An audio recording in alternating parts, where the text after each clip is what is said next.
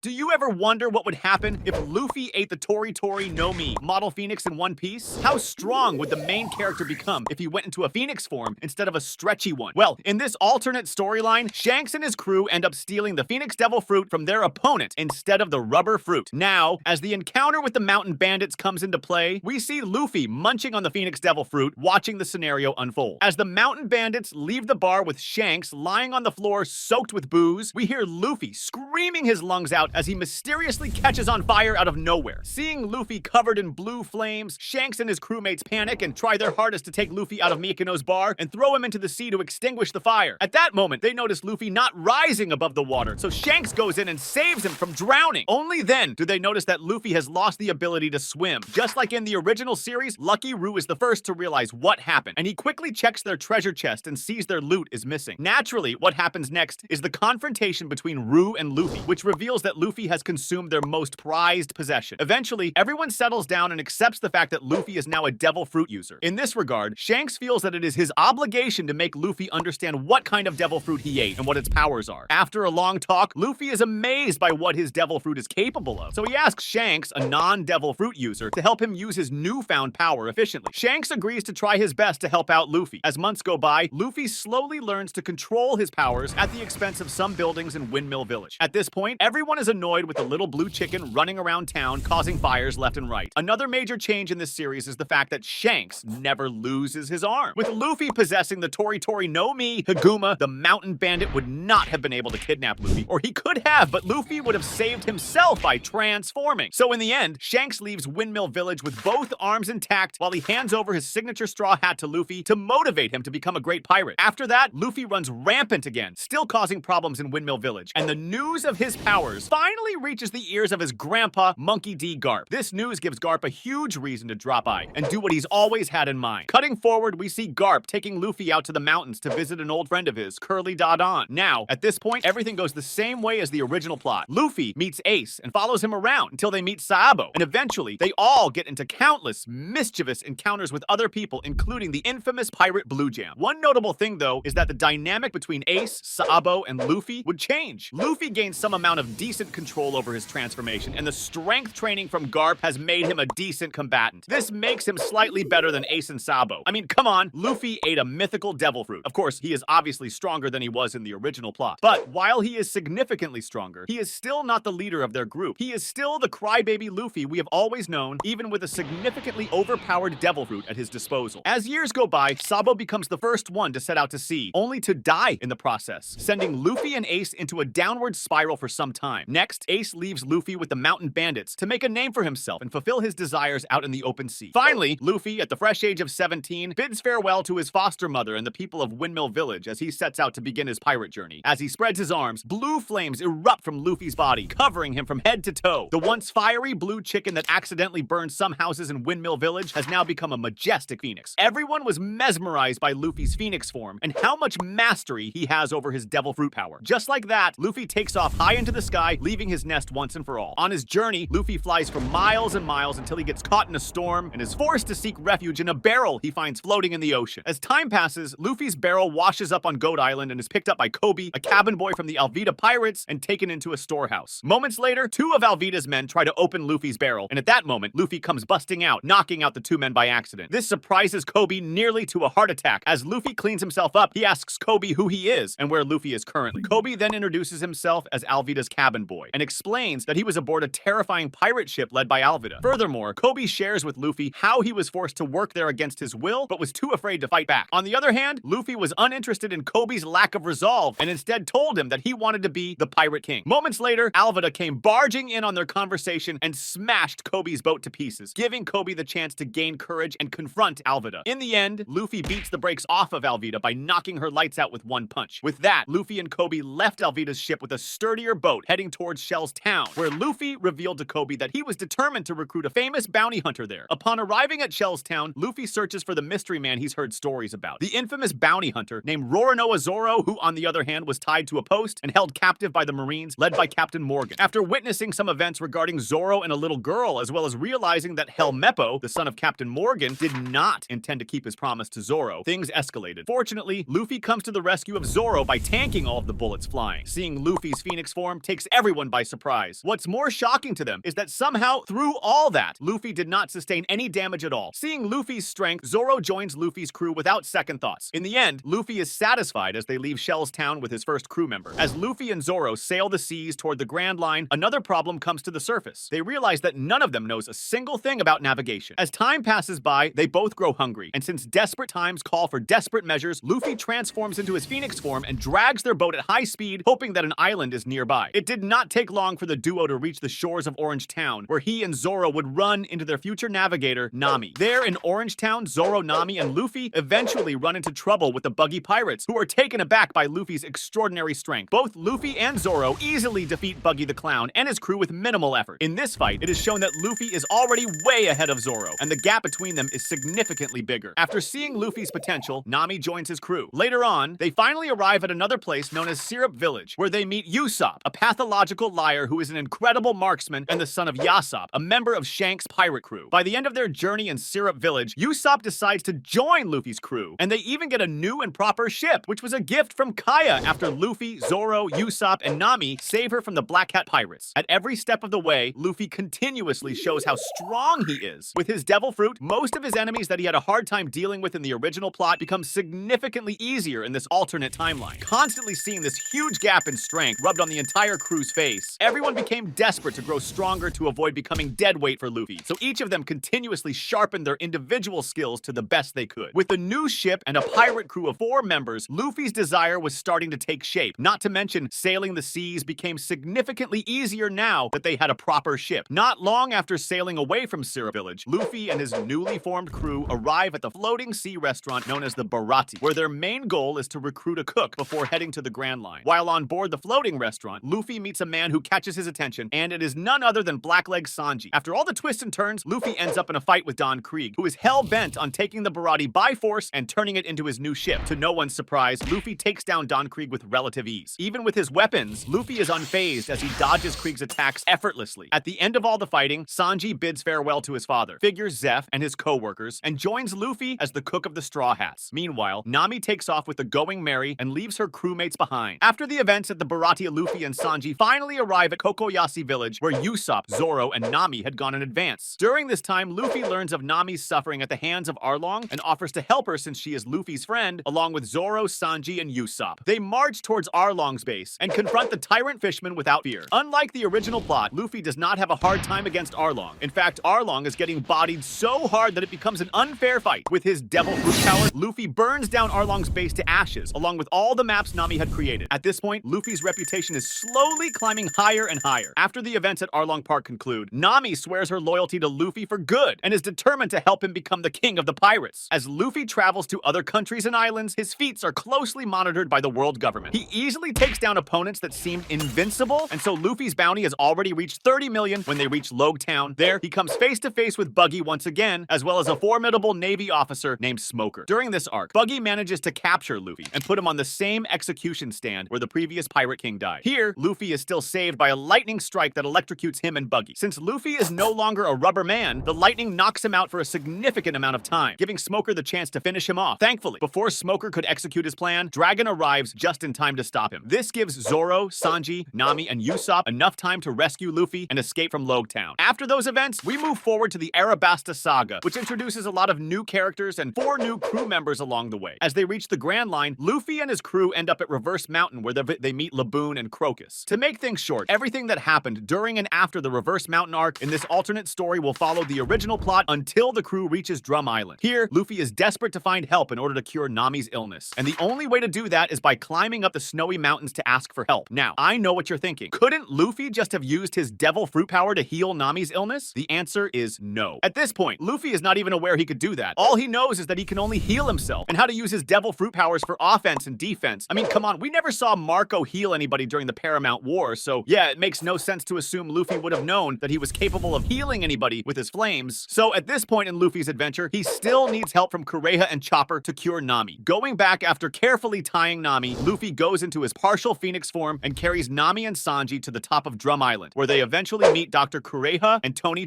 Chopper. With Kureha and Chopper on the case, Nami regains her health in no time. After all, Luffy ends up picking a fight with Wapol, the previous ruler of Drum Island. Needless to say, Luffy makes light work of Wapol and defeats defeats him without breaking a sweat. At this point, Luffy, with the Tori Tori no Mi model Phoenix, is just a walking cheat code. So far, he's been skipping out on a lot of things. I mean, I really can't give him a hard time since he's basically too overpowered at the beginning of the series. But nonetheless, we will keep pushing through until we can actually give him a hard time. After successfully recruiting Chopper as their doctor, the Straw Hats move forward to Alabasta, where the crew's main goal is to overthrow Crocodile and stop his evil schemes. As they journey through Alabasta, Luffy eventually runs into Smoker once again. During this time, Luffy shows off properly and faces Smoker head-on. With his overwhelming speed, Luffy dodges all of Smoker's attacks very easily. But without Haki, neither of them can land an effective blow. With Smoker's Logia Devil Fruit, normal attacks are useless. And with Luffy's speed, Smoker cannot catch up. In the end, the fight ends in a stalemate. Instead of wasting more time, Luffy bids Smoker farewell and flies away at breakneck speed. On the other hand, Ace, who is also in Alabasta at the time, witnesses Luffy's fight and follows him back to the Going Merry. Ace surprises Luffy with his sudden arrival on their ship and meets Luffy's crew. After this, Ace tags along with the Straw Hats' journey through the desert of Alabasta. At some point, Ace is convinced that Luffy is in good hands and leaves Luffy and his crewmates to fulfill his own mission. After reaching their destination, the gang does not waste their time and moves to help Vivi save the kingdom of Alabasta. At this moment, Luffy sets his eyes on the main antagonist of this arc, a man named Crocodile, one of the 7 warlords of the sea who is also responsible for causing the civil war in Alabasta. In their first encounter, the fight between Luffy and Crocodile was similar to Luffy's fight with Smoker. Both fighters were unable to land decisive blows due to the circumstances of their powers. Thanks to Luffy's quick thinking, he imitates one of Ace's signature moves called Fire Fist. By condensing his blue flames into a single point, Luffy unleashes a sudden burst of blue flames that burn intensely. With this, Luffy slowly damages Crocodile by turning his sand into glass. This turn of events pushes Crocodile to retreat and think of a way to deal with Luffy more efficiently. That is when Crocodile sends Nico Robin, aka Miss All Sunday, to figure out Luffy's weakness and lure him into a trap. However, to Crocodile's dismay, Robin is swayed by Luffy's personality and ends up joining the Straw Hats instead. During the final battle between Luffy and Crocodile, Luffy manages to easily defeat Crocodile with Robin's help. After figuring out what Crocodile's weakness is, Luffy uses it to his full advantage and speed blitzes Crocodile, ending the fight in the blink of an eye. Just like that, the civil war in Arabasta was solved on the spot. By the time Luffy was done with Arabasta, his crew had already grown from 4 members to 6, with Chopper as their doctor and Nico Robin as their archaeologist. On the other hand, news about Crocodile's defeat and Nico Robin joining the Straw Hats spread like wildfire until it arrived on the world government's lap. This was a huge problem that needed their immediate attention. By this point, before Luffy could reach their next destination, he already had a bounty of 150 million berries due to how easily he defeated Crocodile. Meanwhile, as Luffy and his crew set sail toward their next destination, they were unaware of how much trouble they had created after leaving Arabasta. Upon reaching Sky Island, Luffy would end up fighting against Enel, another Logia Devil Fruit user. Throughout his journey, Enel by far would be his toughest opponent, unlike the other Logia users he had faced so far. During their battle, Luffy had a hard time dealing with Enel's lightning abilities. Similar to his battle with Smoker, Luffy could not land a decisive hit to finish the fight. Unlike Crocodile, Enel had no discernible weakness, forcing Luffy to think outside the box and come up with different ways to try and beat him. The only reason Luffy could last long in the battle was because of his healing abilities, turning the battle into a competition of stamina. In the end, with the help of his crew and some miraculous events, Luffy managed to defeat Enel by using his speed. As his crew started distracting Enel, Luffy was able to bypass Enel's mantra and land a heavy blow, knocking out the opponent who had never experienced being hit. Afterward, Luffy rang the golden bell, signifying the existence of the City of Gold for Noland's descendants. Additionally, ringing the golden bell also marked the end of Luffy and his crew's journey in Skypiea. Luffy's performance in his fight against Enel inspired the rest of the crew to put in extra work to become stronger in order to achieve their goals. After the Straw Hats' adventure in Skypiea, they quickly descended back to the Grand Line to continue their journey. However, along the way, their ship, the Going Merry, had already suffered heavy damages due to the crew's carelessness. So, before continuing, they made a quick stop at Water 7 to get their ship repaired, unaware that a threat was waiting for them there. Now, we all know what happened during the Water 7 arc. The most notable events were when Usopp challenged Luffy to a duel and lost, and Nico Robin getting captured by the world government. Now, let's focus more on the part where Robin was captured, since that is much more interesting. In this part of the story, as we all know, the Straw Hats burned down the world government's flag and waged war just to rescue Nico Robin. However, in this alternate timeline, the world government used Robin's capture as leverage to force Luffy into becoming a member of the Warlords of the Sea since Crocodile was imprisoned. To their surprise, Luffy refused to accept their offer without hesitation. As the fight between the Straw Hats and CP9 erupted, they were all wary of Luffy since he was a rapidly rising rookie in the pirate world. This meant Blueno and Rob Lucci wouldn't dare to underestimate Luffy. However, Luffy's ability to adapt during combat catches Blueno off guard. Watching Blueno use Soru gave Luffy yet another bright idea. Already known for his speed and strength thanks to his devil fruit, Luffy decides to kick things up to another level and mimics Blue Nose Soru. With this, Luffy, who was already fast, became even faster. In short, Blue Nose was getting speed blitzed, much like in the original show. It doesn't take long for Luffy to finally meet his final opponent, Rob Lucci, who, without holding anything back, goes on the offensive and slashes Luffy's body. But to his dismay, Luffy took that hit like a champ and regenerated like it was nothing. Luffy does not even need to go into full Phoenix mode. With his new trick, Luffy was now 10 times stronger than when he fought Enel. Lucci was getting bodied left and right. His iron body technique did not do much except prolong the suffering he received from Luffy. In the end, their fight ended in an anticlimactic way, with Lucci receiving a one-sided beatdown from Luffy. After that, they successfully saved Nico Robin from the world government and escaped from Enies lobby. After their rescue mission, Luffy then recruits Frankie to their crew and manages to get a new ship after Going Merry could not sail the seas any longer. During the Thriller Bark arc, Luffy once again faces off against another member of the 7 Warlords of the Sea, Gecko Moria. At this point, Luffy had already beaten Enel, Lucci, and Crocodile, who I think is far stronger than Moria by a lot. In this part of the story, Moria is basically a fodder enemy for Luffy. We all know that by some accident in the original plot, Moria was able to steal Luffy's shadow, and because of that, Nightmare Luffy was born. In this what-if story, that never happens. The moment Moria shows himself and picks a fight with Luffy is the moment his career ends. Seriously, it's not even a fight. Ever since Moria's intro in the series, I've always felt like he was too weak to be a warlord. Imagine my shock when it was revealed that he was able to fight evenly with Kaido in the past. But again, long story short, the trip to Thriller Bark would end really fast, and Kuma would not have the chance to fight with the Straw Hats since none of them would be too weak to deal with him. In the end, Luffy beats Moria by himself, retrieves Brook's soul, and recruits him to join his crew. By the time Luffy and his crew reach Sabaody, the news of him defeating another warlord has already spread far and wide, further increasing his bounty. Originally, Luffy had a bounty of 400 million berries at this point in the story. But since he possesses a mythical Zoan Devil Fruit, and given how he easily beat his opponents, Luffy would take the highest spot in the worst generation with a bounty of 650 million berries. It's also at this point in the story that Luffy and his crew encounter their biggest threat ever. As soon as word got out that Luffy hit a member of the Celestial Dragons, Kizaru was dispatched to capture them. Now, with his mythical Devil Fruit, Luffy and his crew put up a decent fight against Kizaru. But because of experience, Kizaru was able to knock down Luffy and cuff him with sea stone shackles. Thankfully, just like in the original story, Rayleigh arrived just in time and saved everyone by fighting the Vice Admiral himself. As they make their escape thanks to Rayleigh, Kuma arrives and starts separating Luffy's crew one by one. With the sea stone cuffs still attached to his body, Luffy helplessly watched as his friends disappeared right before his eyes until Kuma sent him flying toward Amazon Lily. Each of his crew members was sent to different locations that would end up working for their benefit. On the other hand, while in Amazon Lily, Luffy manages to befriend the Kuja pirates and Boa Hancock, the Pirate Empress. Let's just skip how he did that and focus on what happens next. After establishing a good relationship with Hancock, Luffy catches wind of how Ace was captured by the Marines and is being held in Impel Down, awaiting execution in 1 week. With a little persuasion, Luffy convinces Hancock to help him infiltrate Impel Down in hopes of saving Ace. At this point in the story, nothing much deviates from the original plot. Luffy still meets Ivankov, Jinbei, Crocodile, and some other inmates in prison, and they help him break out of Impel Down to save Ace. Now, this is where it gets interesting. Upon arriving on the battlefield, Luffy stretches his wings and shows off his immense strength. Determined to save Ace, Luffy stands up to Whitebeard and tells him every detail he knows regarding Ace's execution. With that, Luffy, without any hesitation, jumps into the battlefield head-on and starts mowing down his opponents. With his Devil Fruit powers, Luffy is unstoppable, breaking through every Marine who stands in his way. With the help of the Whitebeard pirates and his allies from Impel Down, Luffy is able to focus on his goal and avoid clashing with the Vice Admirals and other Marine powerhouses, eventually reaching Ace before they can execute him. Now, much like in the original plot, Luffy successfully saves Ace using the makeshift key from Mr. 3. The problem started rising when Sakazuki got under Ace's skin with his unsavory remarks regarding Whitebeard. This time, Luffy was not a dead weight for Ace. He was strong enough to help his brother. When the Marines unleash their strongest forces, Luffy uses his Phoenix form to great effect. His regenerative abilities allow him to recover from even the most severe injuries, while his flames inflict severe damage on his opponents. In a climactic showdown against Sakazuki, Luffy's Phoenix flames prove to be a game changer. Unlike in the original, where Sakazuki's magma powers overwhelm many, Luffy's flames are not only more intense, but also capable of countering Sakazuki's attacks. As Sakazuki launches a devastating attack aimed at Luffy, Luffy's Phoenix form absorbs the heat and mitigates the damage, showcasing an impressive display of resilience and counter-attacking power. Utilizing his superior speed and regenerative abilities, Luffy dodges Sakazuki's magma assaults and retaliates with precise, powerful strikes. His Phoenix flames burn through Sakazuki's defenses, significantly weakening him. This battle turns the tide in favor of the Allied forces, creating a significant significant distraction that allows Ace to step in and deal some damage. I admit Luffy facing off against Sakazuki may be a long shot, but hey, he's got that mythical zone power on his side, so he's able to put up a decent fight at least. Let's not forget he's not fighting alone. He's got Ace as his backup. As much as I want to make this as epic as possible, I've got to say a fight between two Logia Devil Fruits and a Zoan with Logia type abilities would pretty much end in a stalemate, which is exactly what happens in this scenario. Exhausted from the fight, Ace realizes that prolonging this pointless battle would put them at a huge disadvantage.